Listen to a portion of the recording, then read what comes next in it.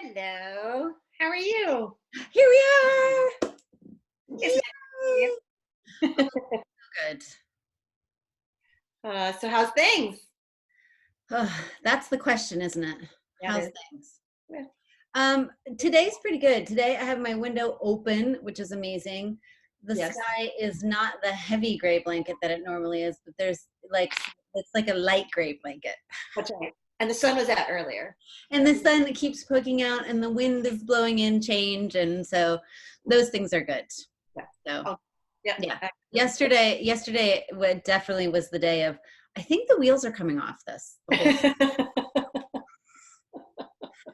But you know what? I have a very interesting thing that happened last night that really surprised me, my own reaction to it.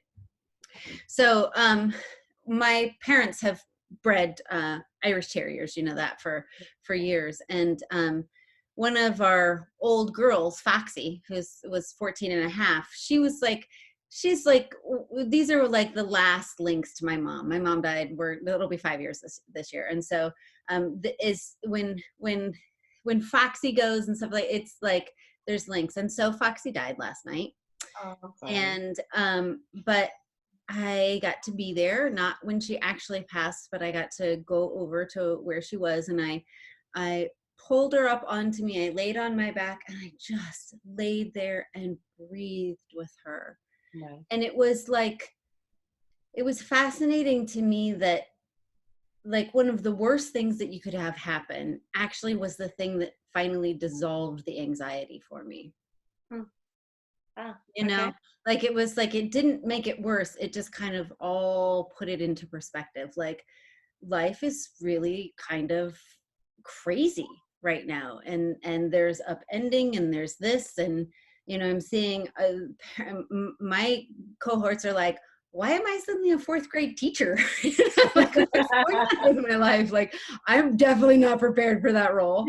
But so while that's all changing, you know, these things happen and you're like, all right, okay, finally I can let go of some of the stress of, is my daughter going to fall behind in school? Am I going to be able to make Reden's rent? You know, blah, blah, blah, blah, blah, blah, blah, blah. And you're like, no, right now I'm going to lay here with this puppy and sing to her and hold her and let this passing be as beautiful as it can be. And it was. So it was interesting to have a kind of a worse thing would be the thing that actually broke the anxiety.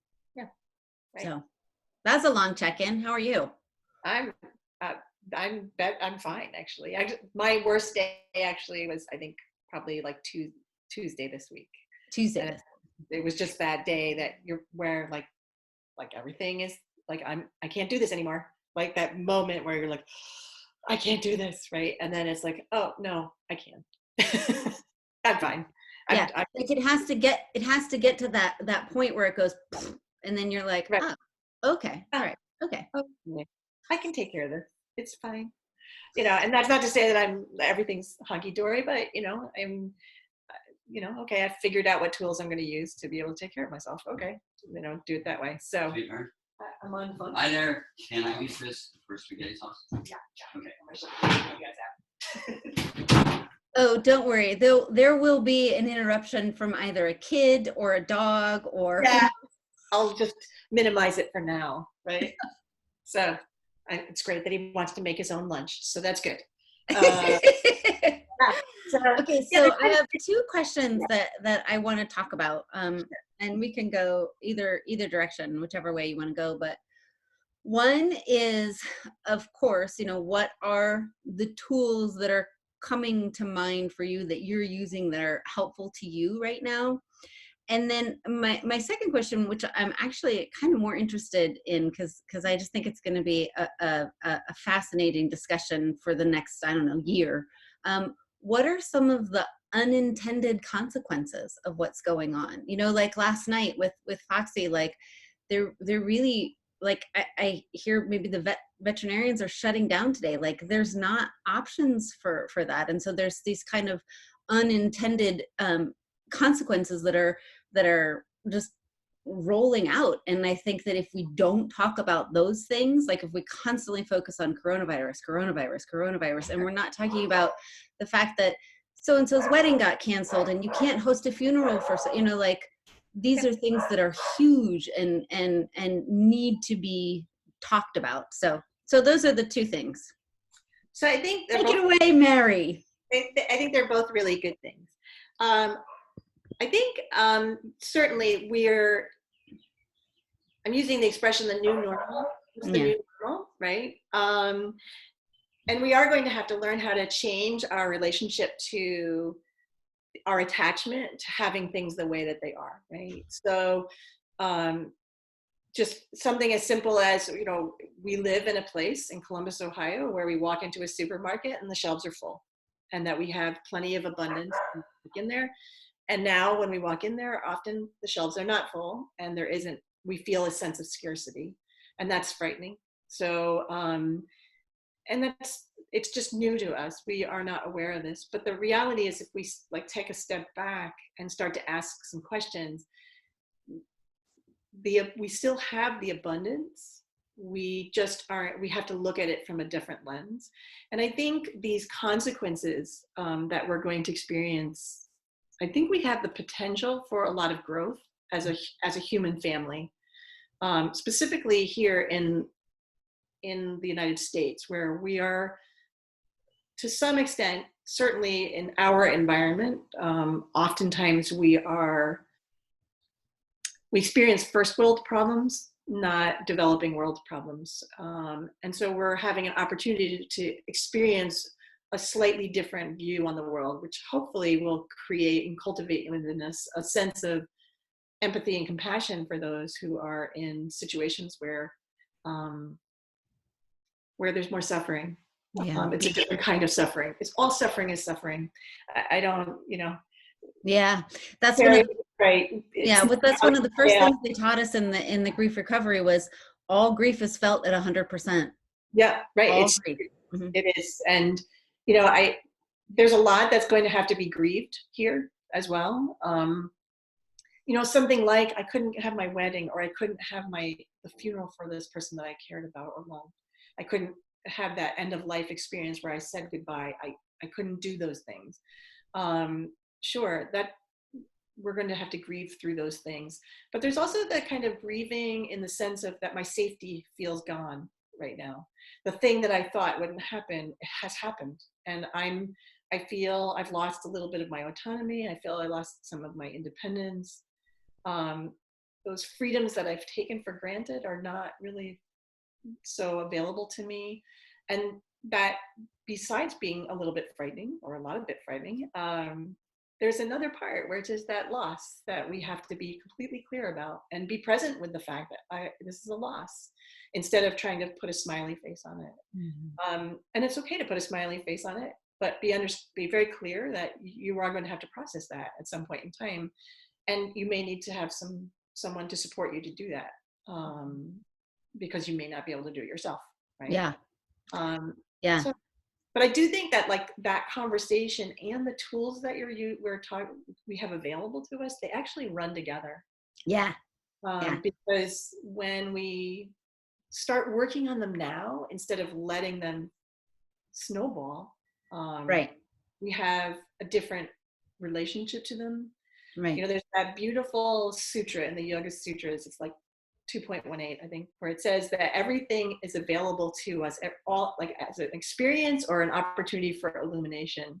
It's meant for us, for our growth experience. Well, here we are, full on in. Like this is not a intellectual exercise. This is a very visceral exercise.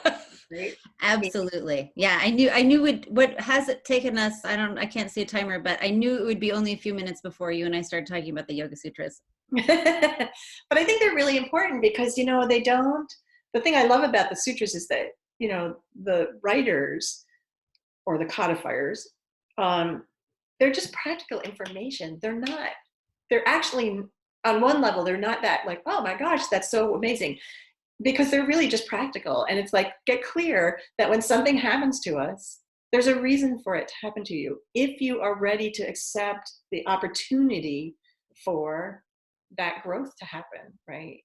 Absolutely. Hallelujah and amen. I love it. So let's use that as a little bit of segue here to talk about, I have two sutras in particular that have been running around in my mind a lot. And then of course I saw Vishokava Jyotishmati behind your head there. Yes. One of my favorites, absolute one of my favorites. But there's two, so I'm sure you have some as well, but do you mind if I go ahead and say the couple? Okay. All right. So the first one, of course, is just 1, 2, yoga is the cessation of those modifications of your mind. And so I've been thinking, anxiety is not my go-to. If I'm on the spectrum between anxiety and depression, I always go to depression. I mean, that's just like seasonal affective disorder, like that's there. But lately I found myself, I'm like, oh my gosh, this is anxiety. This is what this is what this feels like. Although I have to say in the last 10 years of being a parent, I've become a little bit more comfortable in the anxiety zone. Anyway, that's another talk. But I keep thinking, those anxious thoughts that are ping-ponging around, I'm like, okay, Elizabeth, you know this yoga is the cessation of those modifications of your mind. And so that one, that one is just a comfortable chair that I can lean back into all the time. Oh, right. Okay. So this human experience for at least this thousands of years that these people were writing about, familiar. Okay. All right. So this is at least normal to have this. And then the second one that has really been in my mind a lot is Hayam Dukam Anagatam. Suffering that can be avoided should be avoided. Right. And so many ways of applying that right now. And one, of course, the obvious one is the shelter at home. I mean, that's the huge thing that we're trying to do as best we can to like keep this contained a little bit. So that's the obvious one. But the second one, yesterday when I had my wheels come off day, I knew that I couldn't be there for anybody. I couldn't do that. And so for me to try and be there for someone else was just going to make the situation worse. So suffering that can be avoided should be avoided. I was like, it's okay for me to be like, I know I'm often in the caregiver role, and people pay me to be in the caregiver role, and I love it. It makes me feel, all things are in alignment and good. And then there's times when I'm just like, I'm full. I can't do anymore. I need to just. And so that one has been, those are the two. And I always, I'm always a little cautious about, pulling a sutra out of context, because reading it within the context of the other ones is important. But sometimes when we can just have that moment of, oh, right, okay, so I remember this, Hayam Dukam Nagatam, suffering that can be avoided should be avoided. I'm taking the action right now to avoid further suffering. Right. So those are my two right now. Those are my go-tos. Yeah.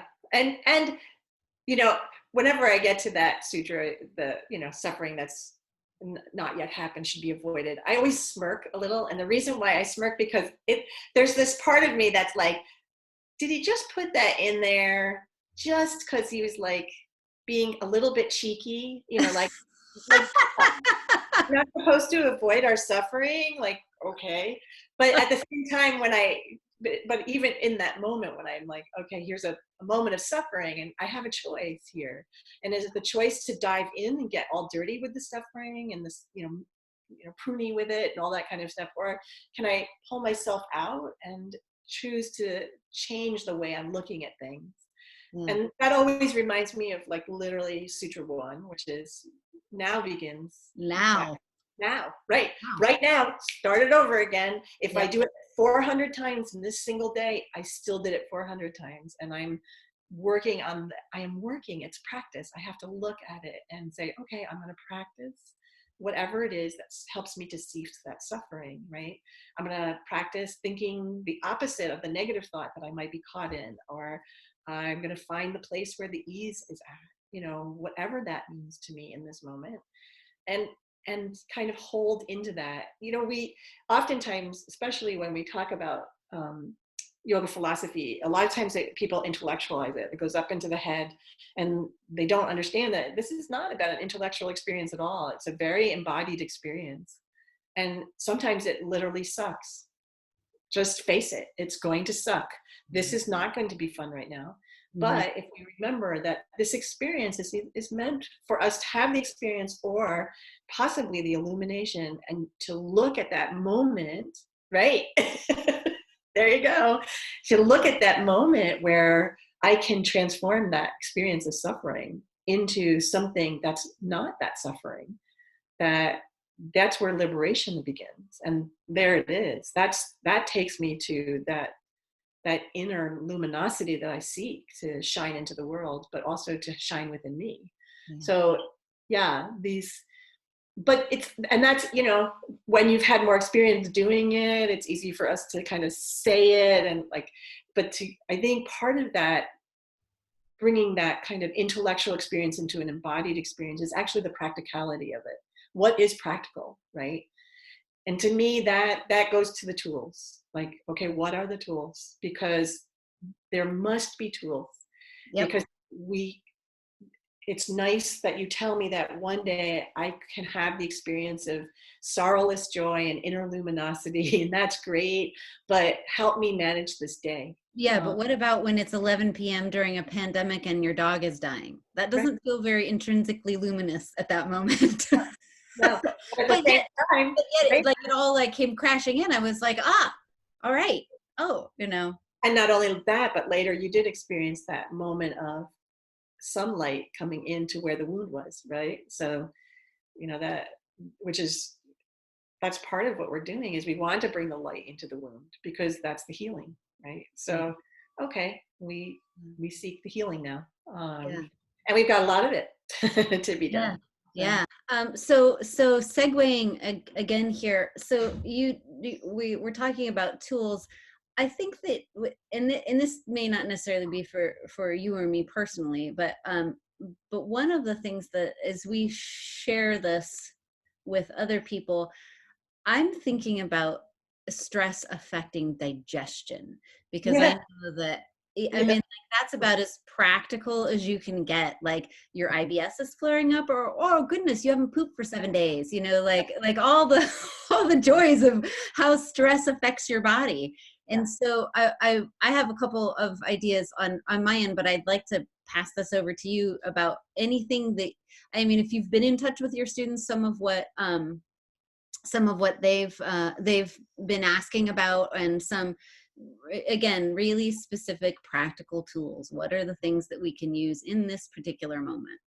Sure. Actually, I wrote down, I actually have 13. I don't have to go through all 13. But I was and I started thinking about, what are the tools? And just by talking to other people and watching what they're experiencing and the things that they're asking. And my number one thing is the routine. The routine has been disrupted. And as soon as you disrupt the routine, then our ability to regulate ourselves shifts. Okay. And so then now we're at home and we start to think, oh, I don't have to get dressed today. I can stay in my pajamas and do my work, right? Which on one level seems sweet, but on another level it can be quite disruptive, because what it does is it starts to perpetuate this sense of isolation. And it also, energetically, when you're not dressed, you're in a resting space, which can be good. But if you're trying to integrate what's happening around you and you're kind of falling into that state of inertia or dullness, we call it tamas, right? If we're falling into that state, that can create some real imbalance. So when I talk about routine, it's not just the routine of getting up and going to work, but it's the routine of self-care. Like, what are the things that I'm going to do to take care of myself? And that includes, get up and take your shower, do your normal toileting in the morning, brush your teeth, clean your tongue, do all of those things, take a shower, then get dressed. And when you're getting dressed, don't think about, one of the things that I myself am doing is everything that's not black in my closet is going to be pulled out, because I need light. I need color right now. I have a lot of, the dog jumps on me. I don't want to have to, change the white pants kind of thing. But it's you know what? I'm going to wear all lighter colors right now, because I need the light. I need the reminder of my own luminosity through what I'm wearing. And the other thing is taking care of your body. And that also goes to that concept of the digestion part. You know, when we hole up in the house, like, you know, this is a really serious, longer one, but like, think of the days that you're like, oh, it's a snow day and I'm going to stay in. And you tend to start eating stuff that you don't normally eat, cookies or too much salt or whatever it is. Anxiety baking. I'm Right? sure it's Exactly. trending right now. And I see it, and that's great. It's fine. I'm not saying not to eat it, but watch what you're eating, because one of the things about the digestion is that when we interrupt it by introducing stuff that we don't normally consume, or we overconsume in our stress state, that dysregulation of the abdomen, of the gut, actually dysregulates mind and heart, and we start to feel overwhelmed and out of sorts, and we have less capacity to manage ourselves. So when we're talking about this idea of routine, we want to make sure that we're eating, if we eat 3 meals a day, we're eating those 3 meals, that we actually consider, like, maybe I don't need to eat something large in the morning. Maybe what I need to do is actually something very light. And in the middle of the day, now that we have the graciousness of having this space in the middle of the day, that I eat a large meal, so that at the end of the day, I eat a smaller meal. And when we eat that way, we burn off what we don't need, or what we need, excuse me, and eliminate what we don't need, instead of overloading the system that's already overloaded with the stress. So we're looking at, like, what is the routine, the regulate, you know, our pattern of behavior that serves us. That's so not so much the routine of turning on CNN first thing, right? No, don't look at the news feed. Don't look at social media. Instead, start the day off in silence and quiet for a few minutes. Have a cup of hot water with lemon, or a hot cup of hot water just by itself, Right. and walk around a little bit. Don't immediately dive into the technology. Instead, give yourself a little bit of time. And maybe part of this is, can you cultivate a new routine that serves you right now? Right. Um, Right. you know, because you might, I mean, I've changed my routine, certainly, because partly it's springtime, so it's going to change anyway. But I've needed more self-care, Yeah. needed more.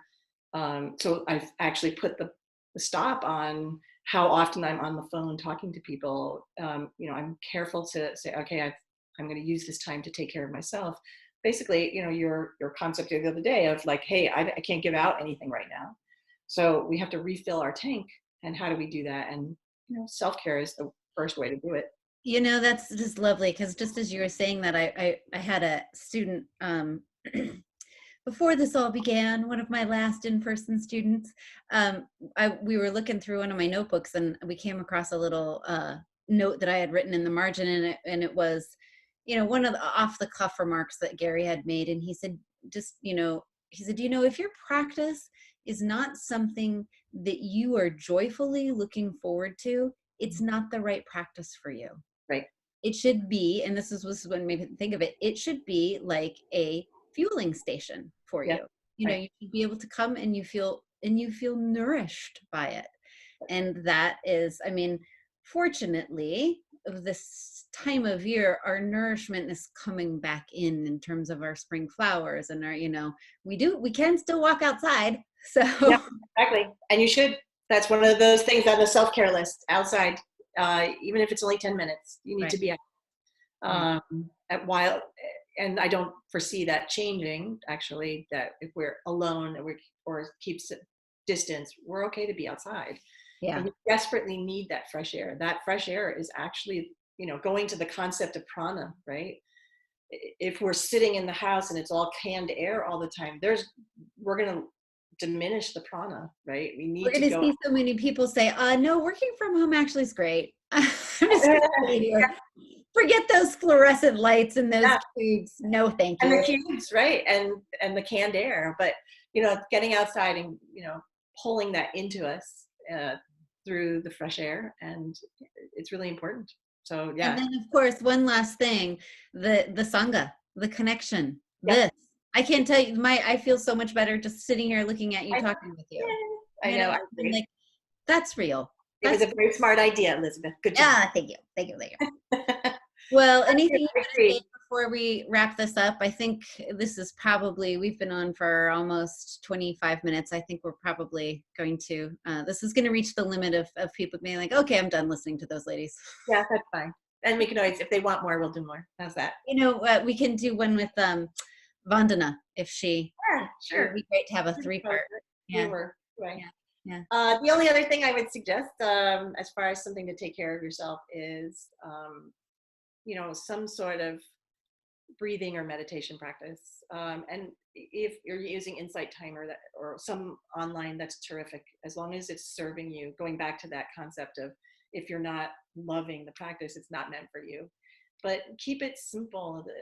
When we're highly stressed this way, if we try to do something too complex, we literally cannot do it. And then we just feel frustrated and like, gosh, I just can't do this thing.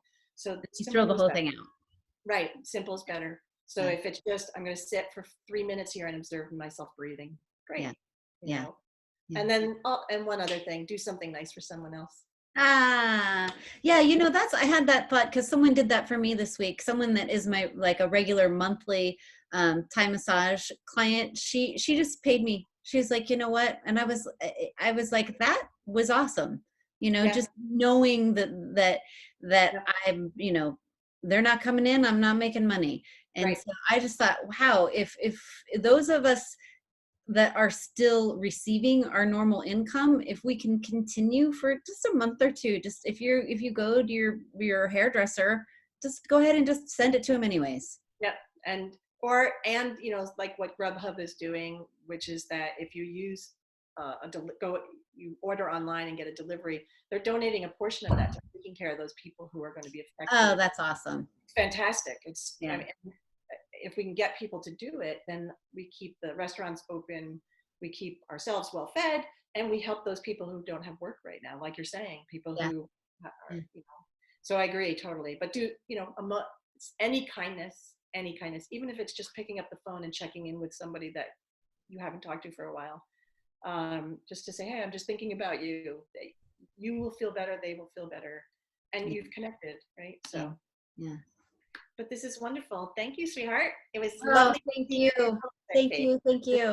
All right. Well, hey, let's stay in touch. Well, and if anybody wants more information, we can do it again. Absolutely. All right. Take good care, Mary. I'll talk to you too. later. Bye. All right. Bye.